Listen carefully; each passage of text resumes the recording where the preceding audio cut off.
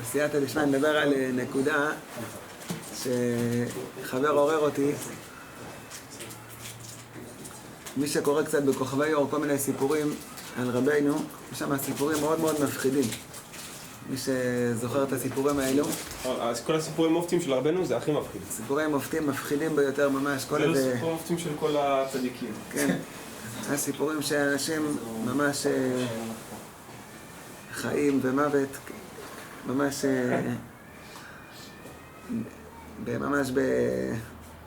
במילים רבנו פסק וחתך ימינה ושמאלה.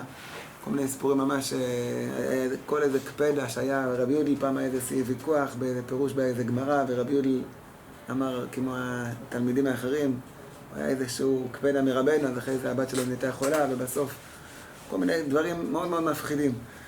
אז יש כזה תחושה ברגע הראשון שרואים כאלה סיפורים, רגע, זה רבנו הצדיק, הרחמן, שכולנו כל כך אוהבים וסיפרו לנו ורואים בספרי רבנו כמה הצדיק מרחם, והוא המנהיג הרחמן שכל הזמן מקרב וממתיק והכל. אז באמת מבחינה אחת יש בזה גם נקודה של סביביו נסערה מאוד. כתוב בחז"ל שהקדוש ברוך הוא מדקדק עם תלמידיו, עם צדיקיו כחוט השערה. אלה שקרובים מאוד אל המלך, אז סביביו נסערה מאוד, אפילו כחוט השערה. זה קשור לתורה זין, שלדרי מעלה הולכים בצורה אחרת. אז יש בחינה אלה שהיו סביב רבנו ממש, התלמידים הקרובים יותר, שהם בחינה של דרי מעלה. אז בהיכל המלך, רבנו מביא בכמה תורות, יש בתורה א' חלק שני, יש פסוק אשר כוח בהם לעמוד בהיכל המלך. כאילו לעמוד בהיכל המלך זה לא פשוט. מי שרוצה לעמוד מול המלך בעצמו זה באמת לא פשוט. רבנו אמר על משיח, שלהתפלל במניין של משיח לא יהיה פשוט, כי יענישו שם על כל מחשבה זרה. מי שירצה להתפלל למשיח במניין שלו יהיה זה מניין של משיח, ואחד שיהיה לו מחשבה זרה באמצע התפילה יענישו אותו. אני לא יודע את הלשון שרבנו יתנו לו איזה שמיץ, כאילו יתנו לו איזה, יקבלו על זה עונש, זה לא פשוט. אז עד כאן יודעים שמשיח זה שיא הרחמים, לפי כל הליקוטי ההלכות. ההלכה הראשונה, הוא נתן מעריך שמשיח זה הטוב שיש בכל עם ישראל, וזה הזמרו ולדון לכף זכות. אף על פי כן משיח בעצמו זה שיא בריחו ביראת השם, וליד משיח זה יהיה פחד פחדים. כתוב שיש ידוע, בפסוקים בישעיה כתוב שמשיח יגיע, ויברחו אל מערות צורים מפחד השם ועד הר גאונו. יש גם בספר המידות כזה לשון, שמרוב שמחה יפחדו ישראל. יהיה שמחה ופחד, אבל זה יהיה עם פחד, זה יהיה גם עם פחד. יש סיפור, שמעתי שהיה גאון גדול מאוד, הרב מצ'יבין, מי ששמע עליו, היה גאון עולם ממש. החזון איש פעם, שמעתי שהחזון איש פעם לקח את היד שלו ואמר שהרב מצ'יבין מטייל בכל התורה, כולה עשה כזה תנועה עם היד שלו. הוא נכנס פה ונכנס לפה ומטייל, ככה בכל התורה כולה הוא מטייל. היה ממש גאון, אבא שלי בתור ילד היה גר לידו, ממש גאון, הגאונים הכי גדולים. יש לו שוט, דובב מישרים. שוט דובב מישרים. בקיצור, היה גאון על הישיבת שיבין, הוא הקים את הישיבה הזאת. אז איך הגעתי לרב מצ'יבין? אז פעם הוא נפגש עם הרב מבריסק. וכשהוא יצא, אז הוא איחל לו שאני תזכה לקבל פני משיח. אז הרב מבריסק אמר לו, מי אומר מה זה הדבר הזה, לקבל פני משיח? כתוב בנביא, בישעיהו, שמשיח יגיע, יברחו למערות צורים, במרוב פחד. איזה איחול זה לקבל פני משיח? מי אמר לך שיכול לקבל את פניו? אז הרב מצ'יבין אמר לו שזה רש"י מפורש בגמרא בעירובין. הגמרא אומרת בעירובין שמובטח להם לישראל שאליהו הנביא לא מגיע לא בערבי שבתות ולא בשבת. אז רש"י אומר, כי אם הוא יגיע בערב שבת, אז ילכו לקבל את פניו. ואז לא יהיה זמן להתעסק בצורכי שבת, בהכנות לשבת, אז לכן הוא לא יגיע בערב שבת. אז רואים ברש"י שעם ישראל יגיעו להקביל את פניו. אז בסדר, יש על זה המשך, שהריס קרוב מאוד כאב לו שהוא שכח את הרש"י הזה. שמעתי שהוא נסגר לאיזו תקופה שהוא לא רצה להגיד שיעורים, הוא אמר שהוא חייב לחזור על כל הש"ס. אם הוא שכח כזה רש"י, הוא חזר על כל הש"ס, רק אחרי זה הוא יצא חזרה להגיד שיעורים. בכל אופן, אז רואים באמת אצל משיח גם יש בחינה כזאת, יהיה פחד גדול, אבל אפילו, למרות שהמשיח זה שיא השמחה, אבל יש בחינה של סביבו נסערה מאוד. בבניין של משיח בעצמו יהיה מאוד, לא יהיה פשוט. אבל מה אני מתכוון להגיד, אני אומר את כל ההקדמה הזאת, חוץ מהנקודה של סביבו נסערה מאוד, אני רוצה להשתמש אבל עם כל עם כל הרושם של הפחד שהסיפורים לפעמים מפחידים אותנו, רואים שזה לא היה פשוט, כל איזה קפדה, כל איזה אחד שלא התנהג בדרך ארץ ליד רבנו, נענש, זה לא היה פשוט. יש איזה סיפור שאחד, חבר של רבנו הגיע, הוא זכר אותו מהחדר בתור ילדות, אז הוא הגיע, חיבק אותו, אז הוא יצא מדעתו. פשוט יצא, הוא נהיה משוגע, יצא מדעתו. רוב, כאילו, כפונה שהציץ ונפגע. מה אתה, בגלל שלמדת אותו בתור ילד, אז אתה יכול לחבק אותו, רבנו כבר מאז עלה ועלה, מה זה, הוא לא חבר שלך, כן, חברותה כלפי שמע, אם אתה... יש הרבה סיפורים מהסוג הזה, אז אני אומר, יש מקום אחד שמאוד מאוד כדאי להשתמש עם הסיפורים האלה, כשרבנו באמת מחזק אותנו. כשרבנו אומר מצווה גדולה להיות בשמחה תמיד, וכל מיני התחזקויות של רבנו, לפעמים אדם מתחיל להתפלפל עם הדיבורים של רבנו, זה כן מתאים, זה לא מתאים, זה כן מסתדר לי, לא מסתדר לי.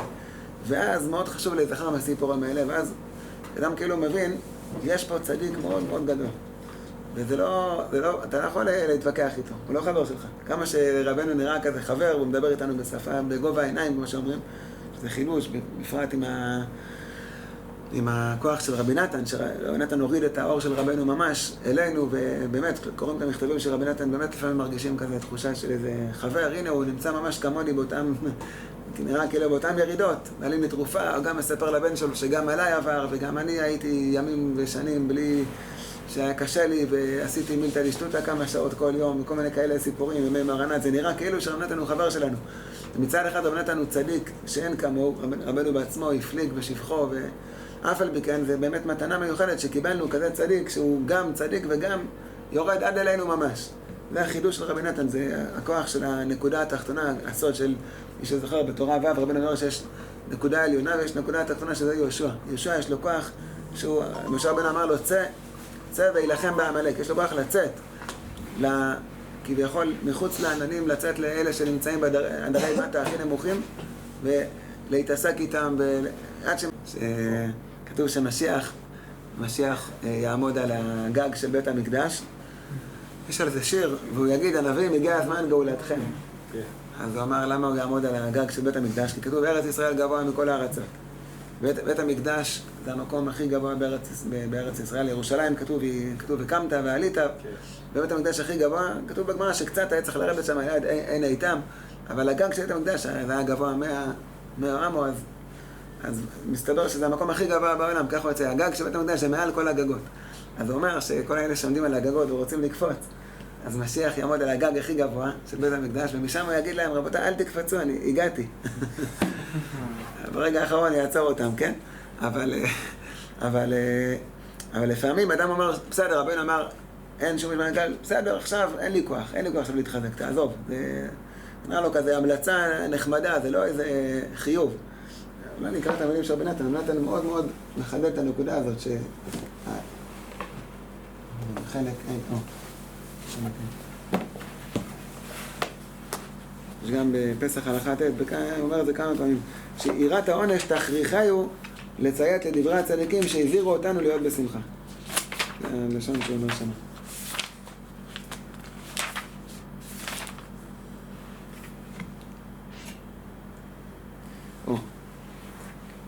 נמצא שדייק על ידי יראת העונש יבוא לשמחה הגדולה, כי יראת העונש תכריחיו לקיים דברי הצדיקים האמיתיים שמזהירים מאוד מאוד את הגרוע שבגרועים שיחזק את עצמו בשמחה תמיד על פי דרכי עצותיהם הקדושות. זאת אומרת, מה שרבנו הזהירו אותנו להיות בשמחה, דיברנו על זה בפעם הקודמת, שרבנו זה גם מבחינה של פוסק, פסקי הלכה, אסור להיות בעצבות, זהו, אין מה לעשות, זה לא איזה אסור. אם זה אסור, אז אסור. אז כמובן, מה עושים? אם באמת אסור ואני מרגיש למעשה שאני בעצבות, אז רבנו אומר, מצווה גדולה להיות בשמחה תמיד ולהתגבר בכל כוחו, מהלשון שם, לא זוכר את הלשון מדויקת, להתגבר בתורה ד' חלק שני. הלשון שם, רבנו מתחיל, מצווה גדולה להיות בשמחה תמיד ולהתגבר להרחיק העצבות והמרה שחורה בכל כוחו. אז איפה שמים את הפסיק?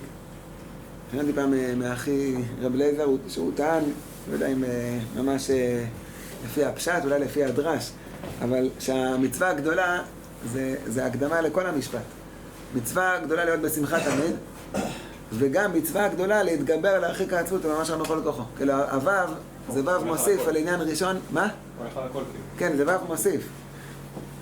דהיינו, שגם אחד שלא מצליח להיות בשמחה תמיד, אם רבנו היה אומר רק את המשפט הזה, מצווה גדולה להיות בשמחה תמיד, בסדר, אז זה להיות בשמחה, ואם אני לא מצליח להיות בשמחה. עכשיו לא בשמחה, זה לא כזה קל, רבנו אומר שזה הכי קשה. אז מה אני עושה? אז יש לך עכשיו מצווה אחרת, מצווה גדולה. חוץ מלהיות בשמחה, יש לך מצווה גדולה להתגבר להרחיק העצבות, זה גם מצווה גדולה. כן, זה מבחינה של סור מרע ועשה טוב, יש עשה טוב להיות בשמחה, ואם אתה לא מצליח להיות בשמחה, אז יש לך מצווה גדולה להתגבר להרחיק העצבות באמרה שלך בכל כוחו. זה גם מצווה גדולה. להרחיק את העצבות על שמחה, אין בה מצווה. אבל יש כל מיני פעולות מנע, פעולות נגד. אז זה שמחה. אתה עוד לא ממש בא להיות בשמחה, אבל אתה לפחות נלחם עם העצבות. למשל, רבנו אומר לעשות את עצמו כאילו שהוא שמח. דוגמה, כן? בשיחות הר"ן יש עצה כזאת. להתהלך בפנים שוחקות, כאילו שהוא שמח. עכשיו, הוא לא בשמחה, הוא באמת, הוא עכשיו ממש בעצבות, אבל הוא כאילו בשמחה. אז מה הוא עכשיו עושה? הוא נלחם עם השמחה, הוא לא מרשה לעצמו לשקוע בעצבות. אז זה גם מצווה גדולה. זה מצווה גדולה להתגבר להרחיק העצבות. אז זאת אומרת, המצוות שרבנו ציווה עלינו, זה מצוות שאפשר לקיים אותן בכל צורה. כאילו, בכל מצב, גם אם אתה לא מצליח להגיע לשלמות, להיות בשמחה, אז רבנו יש לו הרבה מה להגיד, עד שתגיע לשם. תעשה את עצמך כאילו שאתה שמח, או יש את הלשון של רבי אברהם בכוכבי אור. אחד מהתפילות שלו, יש לו תפילה שלמה, כן, בששון בשמחה, יש לו את התפילות על העניין של שמחה. אז הוא כותב שם, באמצע התפילות, הוא כותב,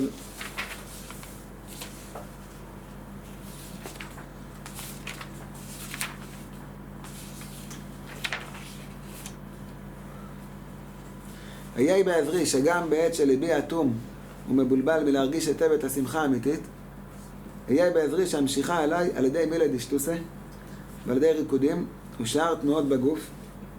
אז הוא מביא מספר המידות, בשמחה בעוד חטא, נו, מה כתוב שם? תנועה של כל הדברים זה מביא שמחה, מה שכתוב? שכל מיני תנועות שעושים בגוף מביא שמחה, לאו דווקא ריקודים. לעשות תנועות, כן? לעשות כל מיני תנועות בתפילה, רואים אדם מתנענע, עושה כל מיני תנועות, מביא לו שמחה. ועוד עצה, על ידי שאעשה עצמי כאילו אני שמח. ועל ידי כל הנגינה שמביאה את השמחה בלב, ועל ידי דיבור שאדבר הרבה את דברי השמחה בפה, שגם זה מביא את זיכרון השמחה בלב תמיד. זאת אומרת פה 6 עצות. בינתיים, מה שספרנו, מילה דשטוסה, ריקודים, שאר תנועות בגוף, שיעשה עצמי כאילו אני שמח, כל נגינה ודיבורי שמחה. אז כל מיני עצות ותחבולות שמביאים את האדם לשמחה, וזה חלק מהמצווה הגדולה להיות בשמחה תמיד. אז גם אם אתה לא מצליח להיות בשמחה, אתה לפחות עושה פעולות. אז ממילא, היות שבאמת העצות של רבנו תמיד, זה עצות כאלה שתמיד אפשר לקיים אותן בכל מצב. למשל, התבודדות. אם רבנו היה אומר רק להתבודד בצורה, כמו שהרבה צדיקים דיברו על זה, אז זה לא בכל יום ולא כל אחד יכול לעשות את הסוג התבודדות הזאת. אבל רבנו דיבר על כל הסוגים. רבנו אמר שאין לך דיבורים, אז זה שאתה יושב ומכין את עצמך לדבר, ורק להגיד ריבונו של עולם, אם אין לך אפילו את זה, אז תעשה מזה בעצמו שיחה. תגיד להשם יתברך, אין לי מה לדבר איתך, לא יודע איך לדבר איתך, הלב שלי סתום ואטום וכו'. ועוד כל מיני דיבורים שרבנו הדריך אותנו איך להתבודד, ואז יוצא שכאילו רבנו סגר את זה מכל הפינות. זה באמת מעניין ששתי דברים רבנו אמר על שאדם צריך להכריח את עצמו, להיות בשמחה וגם להתפלל בכוונה. ועל שתי העצות האלו, רואים שרבנו באמת, אם הוא אומר להכריח, מה זה להכריח? להכריח, אתה יכול להגיד לדבר שזה באפשרותי, מה זה להכריח את עצמי, דבר שאני לא יכול. אז לכן רבנו הביא על זה את כל הסוגי העצות שיש. להכריח את עצמך להיות בשמחה, אז זה נותן לך את כל הסוגי העצות. אתה לא יכול להיות בפועל בשמחה, אז תהיה כאילו שמח. תעשה כל מיני פעולות של שמחה. זה חלק מהלהכריח את עצמו. ככה גם לגבי העניין של התבודדות. חייבים להתבודד כל יום. איך? אבל אין להם דיבורים. אז גם לדיבורים, זה גם התבודדות. אז לפחות תרחם על עצמך, תשתוק, תייחל, תתלה את העיניים להשם יתברך, וכל הלשונות שרבנו מביא בסוף ליקוטי מרן בתורות האלו, בהשתפכות הנפש, כפי שזה מלוקס באריכות. אז ממילא, לשבת לפני השם, וישב דוד לפני השם, כן, כן. ממילא יוצא שהעצות של רבנו זה תמיד, רבנו נתן קורא לזה עצות לעצות. כאילו רבנו נתן עצה, ומיד הוא נתן גם עצה לעצה. עצה להיות בשמחה. אתה לא יכול, אז יש לי עצה בשביל זה גם. וגם את זה אתה לא יכול, אז יש גם עצה בשביל זה. אז תתפלל על זה. אתה לא יכול להתפלל, אז תרצה. אתה לא יכול לרצות, אז תרצה לרצות. אתה גם לא יכול את זה, אז תמתין, תייחל, אז תעשה. לא יודע, בלי סוף, זה לא נגמר. ותמיד בסוף אדם מוצא את עצמו באחד מהעצות האלה. אז ממילא יוצא שהעצות של רבנו זה באמת דברים שזה לא נגמר, ולכן צריך הרבה יראת העונש. כאילו, אם היה אפשר להימלט מזה, אז אדם יאמר, בסדר, אני לא יכול. כאילו, רבנו אמר לי כאלה דברים שאני לא יכול לקיים אותם. אבל אתה כן יכול לקיים אותם. אין מצב שאדם לא יכול להיות בתוך העצות של רבנו. בכל נושא רבנו תמיד סוגר את זה מכל הצדדים. אז ממילא, אם אני תמיד יכול להיות בפנים, אז צריך הרבה יראת העונש להיות בחוץ. אז באמת, אז צריך לפחד. רבנו כל כך הזהיר אותנו, אז איך אני מעיז עכשיו להיות בעצמות, איך אני מעיז עכשיו לוותר על יום בלי התבודדות? למה? כי אין לי דיבורים כאלה. הרי רבנו דיבר בדיוק על זה. על זה הוא דיבר, הוא כתב על זה תורות שלמים, וכל כך מסר את הנפש לשכנע אותך שאתה כן יכול להתבודד, וכן יכול להיות כאילו בשמחה, ובסוף להגיע באמת לשמחה וכו' וכו'. ממילא זה הכל חוזר לעניין הזה שצריך לגשת לדיבורים של רבנו גם עם בחינה של יראת העונש. כן, זה דיבורים אולי לפעמים מפחידים, אבל זה עוד כיוון שצריך לזכור כשאנחנו מנסים לציית לרבנו, גם יש את הבחינה הזאת, מויר רבוך. מויר רבוך כמו ראש מהם צריך לפחד. הרבי הזהיר אותנו, ונתן לנו כל כך הרבה עצות טובות ונפלאות. אז זה לא עכשיו, אין לי את כאילו פריבילגיה, אין לי עכשיו את האפשרות לשחק עם זה, כן נראה לי, כן מתאים לי. זה מתאים לך וזה אפשרי ואתה יכול ותהיה בפנים. איפה העצות האלה, איפה זה רשום? למשל, על התבודדות, אז זה מלוכד בהשתפכות הנפש. כן? אם תעשה סדר בספר הזה, השתפכות הנפש, לאט לאט אתה תכיר את כל התכסיסי מלחמה, את כל התחבולות, איך מתבודדים. בכל שיחה רבנו ייתן לך איזשהו, כאילו יסלק איזו מניעה אחרת שמונעת מלהתבודד. וככה בעניין של השמחה, אז זה הרבה קשור לספר משיבת נפש, ההתחזקות של רבנו. שם זה לא בדיוק שמחה, זה באופן כללי התחזקות, אבל שמחה יש הרבה גם ליקוטים שאפשר למצוא בספרי רבנו על העניין של שמחה. וככה בכל העצות של רבנו. אבל באמת מאוד מאוד חשוב, הספר הזה של השתפכות הנפש. מאוד מאוד חשוב להכיר את הספר הזה ממש, לעסוק בזה. בפרט מי שעוד לא למד את זה, אז פשוט להיכנס עם זה כל הכוח כל יום, ללמוד לפחות סעיף אחד, להכיר את העניין הזה, את התכסיסי מלחמה. רבנו קורא מספר בסיפור של הבטלרס. הסיפור מתחיל שמה, שהבן מלך היה חכם ומאוד אהב חוכמה, ומרוב שהוא אהב חוכמה, אז הוא שכח תכסיסי מלחמה. ואנש פירשו את זה, שלפעמים אדם מכיר כל מיני תורות בליקוטי מוהר"ן, אבל תכסיסי מלחמה זה נקרא יותר החלק הפרקטי, פרקטיקה. בעניין של רבנו צריך הרבה תכסיסים.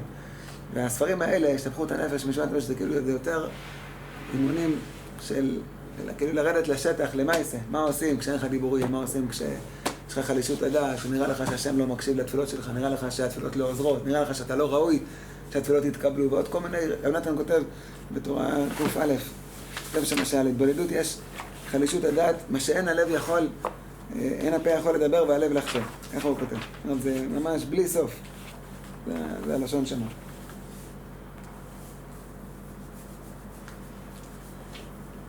צריכים לכפול ולשנות זאת ולזכור זאת בכל יום, כי יש כמה וכמה מיני חלישות ובלבולים על זה, על התבודדות בלי שיעור, מה שאין הפה יכול לדבר והלב לחשוב. זאת אומרת, זה הרבה יותר מהדיבורים והמחשבות, אפשר רק לחלום, יש כאלה כמויות של חלישות הדעת וכל מיני סוגים של חלישות הדעת, על כן צריכים לחזור זאת אלפים פעמים, כדי שיתחזק ויתאמץ, לעמוד על עומדו, להתפלל, להתחנן לפני שמתברך תמיד.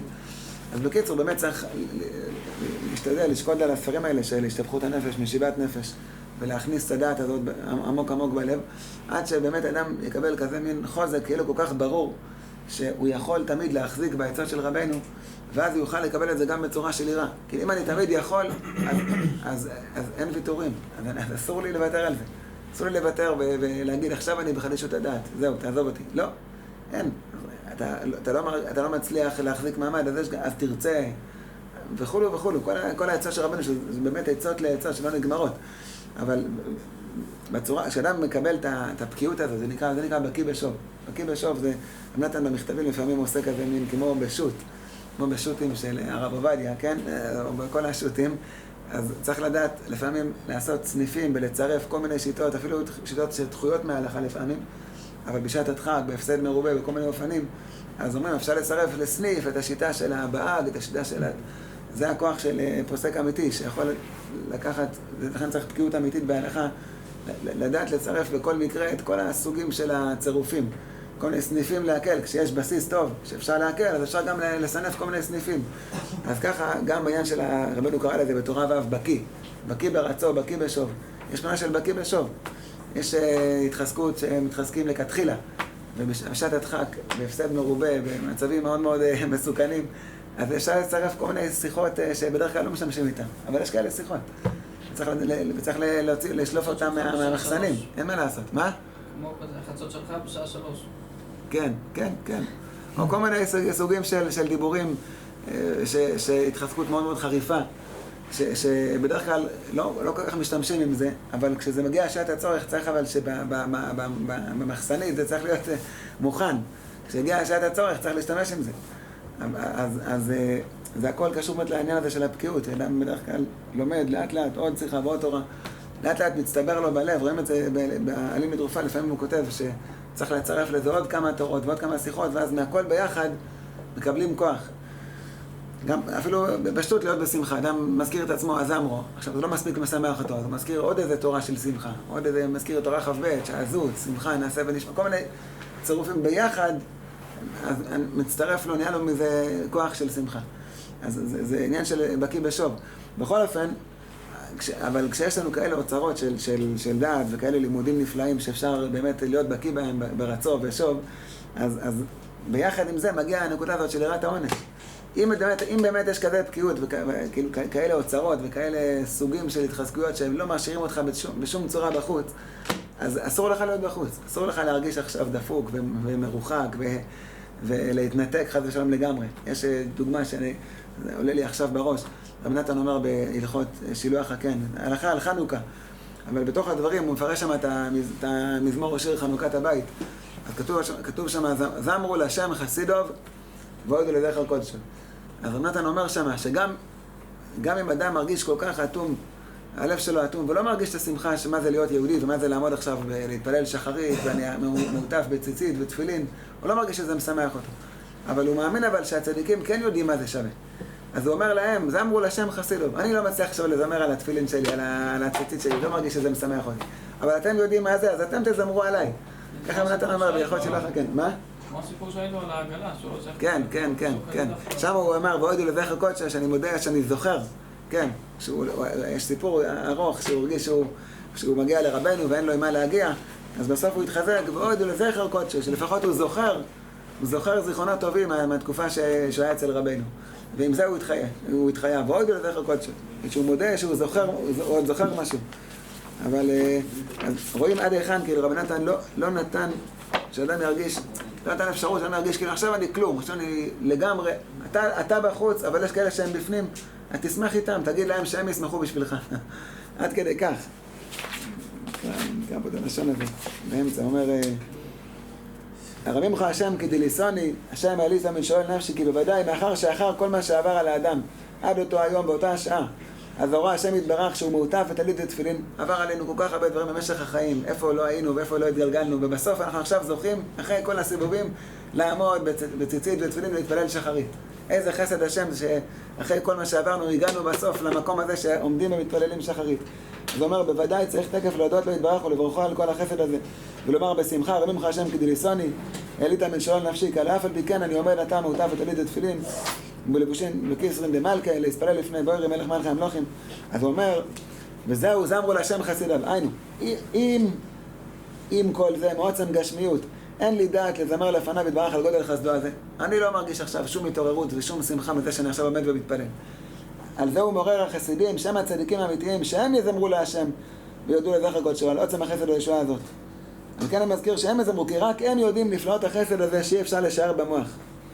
אז רואים שגם אם אתה לא מרגיש כלום, אבל תזכור שיש צדיקים שכן יודעים. אני לא יודע עכשיו מה זה הנקודה הטובה שזה, כמה זה שווה. אבל רבי נתן כן יודע מה זה, רבנו כן יודע מה זה. אז תגיד בפה מלא, תגיד, זה אמרו להשם חסידו, אתם תשמחו בשבילי. אז זה עצמו יזכיר לך שיש לך בעצם ממה לשמח. רק עכשיו אתה במצב שאתה לא מרגיש את זה, בסדר, אבל מה האמת? האמת היא שאלה שהם כן יודעים, הם כן שמחים, הם כן מודים וזמרים להשם על זה. בקיצור, זה הכל סוגים של לימודים כאלה שאדם באמת אין לו שום סיבה להיות מחוץ לשמחה, מחוץ להתקרבות להשם. יש את הדיבור הזה באמת בהלכות הודעה, לקחת שמחה מלעתיד לבוא. נתן אומר שיש שמחה מהעבר, כמו שהרבן אומר שעיוור הולך אחרי המקל שלו. אז רבן אומר שם שאדם צריך ללכת לפי הימים שכן הזריח לו. אז יש בחינה לקחת שמחה מהעבר. בהלכות הודעה נתן מעריך שיש שמחה מהעבר, שמחה מההווה, ויש לפעמים שלוקחים שמחה מהעתיד. ופה רואים מרבי נתן שאתה לוקח שמחה מהצדיקים. כי אתה לא שמח, אבל אתה יודע שהם שמחים איתך, אז תמשוך שמחה. בקיצור, זה הכל סוגים של כאלו חבלים כאלה שאתה יכול למשוך שמחה מכל הכיוונים, אבל אף פעם אתה לא בחוץ לגמרי. אין מצב שכאילו לא יורד אליך איזשהו חבל מאיזשהו מקום, או מהעתיד, או מהעבר, או מהצדיקים, או מכל ממילא, אז אם זה מכל הכיוונים, אין לי שום, באמת, שום פתח מילוט מהטוב, אז למה שנהיה בחוץ? זה הצדיקים מבהירים אותנו שבאמת יהיה לנו יראת העונש לברוח מהשמחה, לברוח מההתחזקות. השם יזכנו. לא, לא. ברוך השם.